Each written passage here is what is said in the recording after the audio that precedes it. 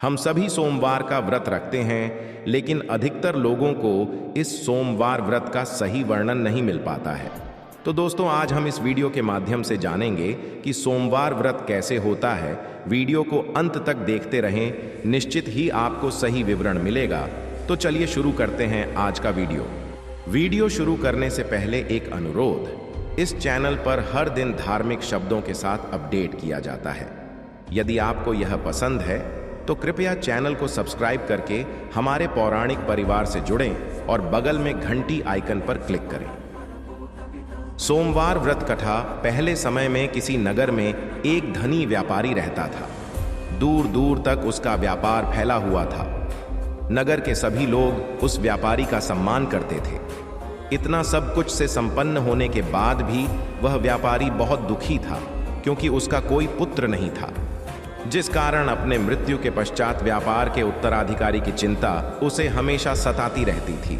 पुत्र प्राप्ति की इच्छा से व्यापारी प्रत्येक सोमवार भगवान शिव की व्रत पूजा किया करता था और शाम के समय शिव मंदिर में शिव जी के सामने घी का दीपक जलाया करता था। उसकी भक्ति देखकर मां पार्वती प्रसन्न हो गई और भगवान शिव से उस व्यापारी की मनोकामना पूर्ण करने का निवेदन किया। भगवान शिव बोले, इस संसार में सबको उसके कर्म के अनुसार फल की प्राप्ति होती है। जो प्राणी जैसा कर्म करते हैं उन्हें वैसा ही फल प्राप्त होता है। शिव जी द्वारा समझाने के बावजूद मां पार्वती नहीं मानी और उस व्यापारी की मनोकामना पूर्ति हेतु वे शिव जी से बार बार अनुरोध करती रही। अंततः माता के आग्रह को देखकर भगवान को उस व्यापारी को पुत्र प्राप्ति का देना पड़ा। वरदान देने के पश्चात भोलेनाथ मां पार्वती से बोले, आपके आग्रह पर मैंने पुत्र प्राप्ति का वरदान तो दे दिया, परंतु इसका यह पुत्र 16 वर्ष से अधिक समय तक जीवित नहीं रहेगा। उसी रात भगवान शिव उस व्यापारी के स्वप्न में आए और उसे पुत्र प्राप्ति का वरदान दिया और उसके पुत्र। लंबी यात्रा के बाद मामा और भांजा एक नगर में पहुंचे। उस दिन नगर के राजा की कन्या का विवाह था, जिस कारण पूरे नगर को सजाया गया था। निश्चित समय पर बारात आ गई, लेकिन वर का पिता अपने बेटे के एक आंख से काने होने के कारण बहुत चिंतित था। उसे भय था कि इस बात का पता चलने पर कहीं राजा विवाह से इनकार न कर दे, इससे उसकी बदनामी भी होगी। जब वर के पिता ने व्यापारी के पुत्र को देखा तो उसके मस्तिष्क में एक विचार आया। उसने सोचा, क्यों ना इस लड़के को दूल्हा बनाकर राजकुमारी से विवाह करा दूं। विवाह के बाद इसको धन देकर विदा कर दूंगा और राजकुमारी को अपने नगर ले जाऊंगा। के पिता ने लड़के के मामा से इस संबंध में बात की। मामा ने धन मिलने के लालच में वर के पिता की बात स्वीकार कर ली। लड़के को दूल्हे का पहनाकर राजकुमारी से विवाह कर दिया गया। राजा ने बहुत सारा धन देकर राजकुमारी को विदा किया। शादी के बाद लड़का जब राजकुमारी से साथ लौट रहा था तो वह सच नहीं छिपा सका और उसने राजकुमारी के ओढ़नी पर लिख दिया, राजकुमारी, तुम्हारा विवाह मेरे साथ हुआ था। मैं तो वाराणसी पढ़ने के लिए जा रहा हूं और अब तुम्हें जिस नवयुवक की पत्नी बनना पड़ेगा वह काना है।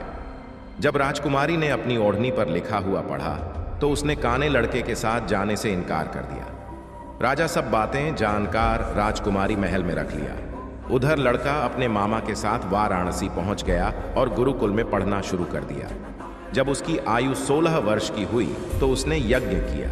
यज्ञ के समाप्ति पर ब्राह्मणों को भोजन कराया और खूब अन्न वस्त्र दान किए। रात को वह अपने शयन कक्ष में सो गया। शिव के वरदान के अनुसार शयनावस्था में ही उसके प्राण पखेड़ू उड़ गए। सूर्योदय पर मामा मृत भांजे को देखकर रोने पीटने लगा। आसपास के लोग भी एकत्र होकर दुख प्रकट करने लगे।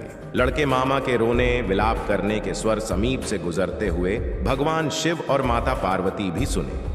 पार्वती ने भगवान से कहा, प्राणनाथ, मुझे इसके रोने के स्वर सहन नहीं हो रहे। आप इस व्यक्ति के कष्ट को अवश्य दूर करें। भगवान शिव ने पार्वती के साथ अदृश्य रूप में समीप जाकर देखा तो भोलेनाथ पार्वती से बोले, यह तो उसी व्यापारी का पुत्र है जिसे मैंने 16 वर्ष की आयु का वरदान दिया था। इसकी आयु पूरी हो गई है। मां ने फिर भगवान शिव से निवेदन कर उस बालक को जीवन देने का आग्रह किया। माता पार्वती के आग्रह पर भगवान शिव ने उस लड़के को जीवित होने का वरदान दिया और कुछ ही पल में वह जीवित होकर उठ बैठा। शिक्षा समाप्त करके लड़का मामा के साथ अपने नगर की ओर चल दिया। दोनों चलते हुए उसी नगर में पहुंचे जहां उसका विवाह हुआ था। उस नगर में भी यज्ञ का आयोजन किया। समीप से गुजरते हुए नगर के राजा ने यज्ञ का आयोजन देखा और उसने तुरंत ही लड़के और उसके मामा को पहचान लिया। के समाप्त होने पर राजा मामा और लड़के को महल में ले गया और कुछ दिन उन्हें महल में रखकर बहुत सा धन, वस्त्र आदि देकर राजकुमारी के साथ विदा कर दिया। इधर भूखे प्यासे रहकर व्यापारी और उसकी बेटे की प्रतीक्षा कर रहे थे। उन्होंने प्रतिज्ञा कर रखी थी कि यदि उन्हें अपने बेटे की मृत्यु का समाचार मिला तो दोनों अपने प्राण त्याग देंगे। परंतु जैसे ही उसने बेटे के जीवित वापस लौटने का समाचार सुना तो वह बहुत प्रसन्न हुआ। वह पत्नी और मित्रों के साथ नगर के द्वार पर पहुंचा। अपने बेटे के विवाह का समाचार सुनकर पुत्र वधू राजकुमारी को देखकर उसकी खौशी का ठिकाना न रहा।